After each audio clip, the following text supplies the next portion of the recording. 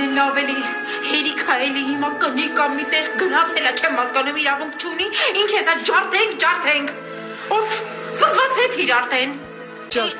Տենց մինա ինձ, ես մեղավոր չեմ։ Ուր է իրանո։ Աղջիկ, Հալավ, գոնե դու գիտեիր, թե աղջիկը տեսօր ինչից է պրծե, այ որ իմանայիր, սենց չեր չորի ու ոգևորված չէիր խոսա։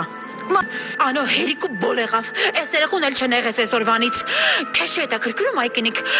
այսքան պատա խոսում եմ, այսօր այս երեխան մեռնելուց է պրծել, էդ աննորմալ է, էդ գորի կնիկ մերի չեղածը, մեքենայով ընկել է խեղճ երեխուս հետևից։ որ պետք չի։ Ինչի?